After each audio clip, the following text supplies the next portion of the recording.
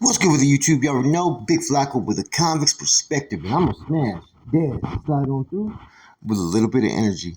Please hit the like, subscribe, comment, do all those things to help support this channel, and hit that bell notification for future fire content. As you can tell by the title and thumbnail, we're gonna get straight to it, right? North Daniels, Northerners, outnumbered, but yet always held our own.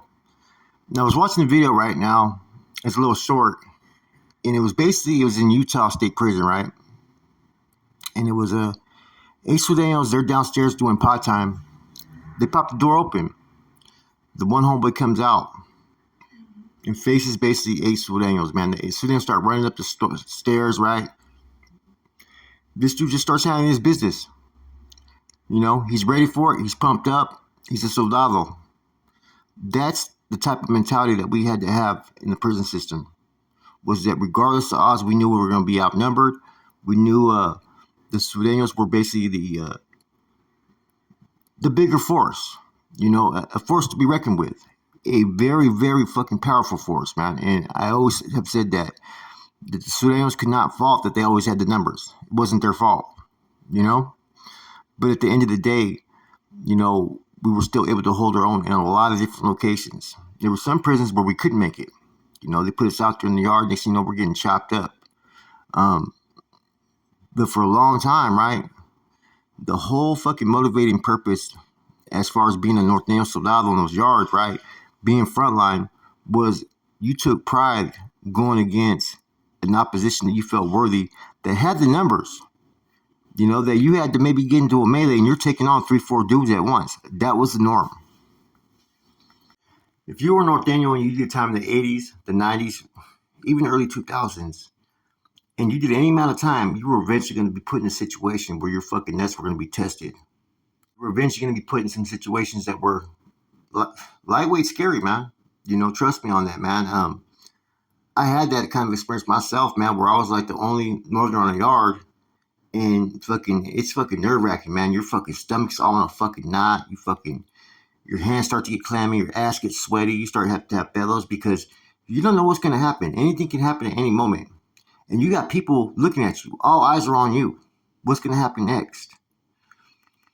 And you got to be prepared both physically and mentally. Mental is a big part of it, man, because you're going to be doing time in the hole. You're going to be in a situation to where, hey, man, you may not have anybody to talk to. You may have opposition all around you, right? But you got to still save face. You know, that's why anybody that has dissed the North, that's never even been around the North, man, it's kind of like, you don't understand the sacrifices many of us had to make. You don't understand the fucking amount of obstacles that were put in our path. You don't understand that a lot of us had to earn our fucking respects. It just wasn't given to us just because we were fucking North Daniels. It was given to us because we fucking fought for it. And yeah, in a sense, I'm speaking past tense because I was one of the ones that went through this shit. You know, I experienced it my own fucking self. You know, doors popping open, fucking never know what's gonna happen. Being put out there in the yard with the wrong person, you know, being gassed, you know, individuals trying to fucking spear you if they get a chance and talking shit to you and knowing damn well, you know what I'm saying, that one-on-one in a lot of these situations, you know, you may have the upper hand, you know what I'm saying? But I think in a lot of senses that used to kind of fuel us, used to keep us together in unity because we had such a bigger fucking enemy that we had to go against on a day-to-day basis. It didn't matter where you were at. If you were lucky, you'd end up someplace like Solano or San Quentin back in the days. But a lot of people didn't. Now, of course, there was always going to be those that, you know, turn coward. They get to a yard and stuff. They were fucking gun-ho fucking north in the county jail. They get sent down south somewhere. Next thing you know, they're fucking picking up the Bible and shit. Talking about they're a Christian. You know, since having a YouTube channel, I've talked to a lot of former oppositions, right?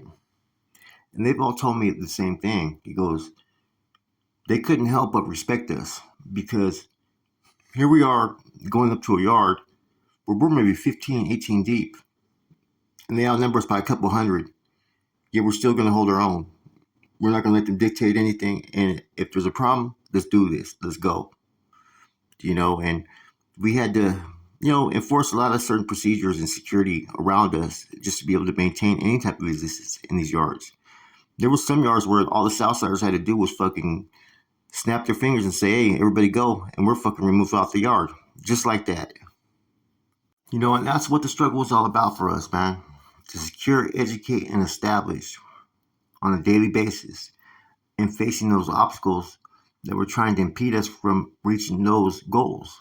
That's all that we ever wanted, was to have a fucking home and a place to where we could go and program like anybody else, have tables, and be given that respect based upon where the fuck we were from and what we represented.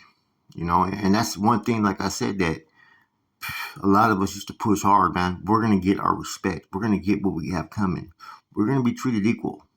You know, Nowadays, no disrespect to the current, soldados behind the walls, both from the north and south, but a lot of them don't understand how the fucking shit used to fucking be, how much of a struggle it really was. There wasn't no carnales on these yards. It was the fucking north. It was the northerner that was putting in the work, the norteños that was out there sacrificing. Odds against them, numbers against them. The same stuff that you're seeing in these out of state, instances like in Washington, fucking, Utah, and all these other places where the Norteños now congregate. They're still outnumbered, and they're still going through the same struggles that we did years before. Now I see, like, different rappers and different podcasters from down south. Some have been in the joint, some haven't, right? And some of them have really never even been around Norteños. They don't even know about the existence of what we've had to do and went through. And like I said, to each his own as far as what level of respect they want to show. I've always been taught to even respect my enemy. But a lot of people nowadays, they want to have that superior mindset, that superior complex, like they're better. What really makes you better? What, because you had numbers? Doesn't make one better, man. It makes one that has a bully mentality, a mob mentality. Based upon having numbers, you're able to fucking pretty much dictate what the next group can and cannot do, unless that group is willing to fight for theirs. And that's what it was all about. See, every group is motivated and built off what? Oppression. Without the threat of other groups trying to act superior and oppress you and dictate you, there's no reason to give birth to a movement. All these movements were built off the threat of oppression. The Southsiders from down south, they can't help it that their numbers are greater than Norteños and Bulldogs and whatnot. They can't help it that their program is different. They're still soldiers in their own right, in their own way. And, like I said, man, respect should be always given across the board, whether you like the individuals or not. But, it's unfortunate, like nowadays, like as you guys have seen, you got people who've never even been to prison, never even been, face to face with a Norteño, doesn't know the seriousness, the spilled blood, the fucking get out of the war, that feel that they can freely talk about the other side in such a derogatory way, like it's a thing to do. People ask me, was it stupid? Yeah, it was stupid. Yeah, it was dumb. But there really wasn't any other route or option that was on the table if you think about it back then. As long as you had another group that wasn't going to be receptive to you being there, then there's no way that you're going to have your equal fucking opportunities on any fucking prison yard coming. And that's, like I said, the main focal point of everything that was going on for these years of Get Out was about having the right to exist, having the right to have tables, having the right to program, having the right to, be a formidable force behind the walls to where nobody's going to dictate what you can and cannot do. And that's how the numbers game really started to affect everybody is you went from having maybe, was it 10, 12 prisons to like 32, like within like fucking 10 years. And with the Bulldogs pretty much branching off doing their own thing, that made it even more of a struggle for Norteño behind the walls. Because now you had more prisons to go to. They were spreading everybody out thin. You get to a yard, there's only maybe 6 or 8 of you. And there's like 200, 300 oppositions. And you're still going to try to do what you want to do. And every incident that has ever occurred in these yards where there was less homeboys was always over someone trying to dictate what they could or couldn't do. And that's where people fucked up at times, I felt, from the other side, was they didn't look at us as regular men back then, when they should have. Not just some other men, some men that are there to handle their business and know that they have the odds stacked against them. All the little things that we did, the structure, the discipline, the informational things, having patrols, secure the yard, pieces on the yard, and our level of awareness and discipline was for our survival. Once again, I'm speaking on this topic from a past tense perspective because, I know what I went through. I know what I seen. I know all the fucking bullshit, you know? And I also know that within the other side, there was a lot of good, righteous dudes, man. MA members, fucking camaradas, dudes that had, good attitudes, that were respectful and didn't just look at me as just some fucking dude that was from fucking an inferior fucking group. Seeing that video 8-on-1, it just brought back memories, of just how it was. The odds always, man. If you want to know how it was for an Norteño back in the days, the 90s and 80s and even 2000s, look at that video, 8 Sureños versus 1 Norteño, when he comes out the fucking cell and handles his business. Exactly how it was for a lot of us going into prison in the 90s and 80s. I hear people who haven't been behind the walls, man, come chapetes, busters, or scraps, and all this shit, man. That's not the way it was in prison, man. Eventually, over time, even if there was hate between the two groups, there was respect that eventually slowly started to be shown, man. You know what I'm saying? Because all you seen was from the other side was a warrior just like you, right? Maybe he had less numbers and was from a different area. Maybe he had more numbers and was raised a little bit different. At the end of the day, both warriors, both guerreros, both soldiers, ready to fucking go the distance.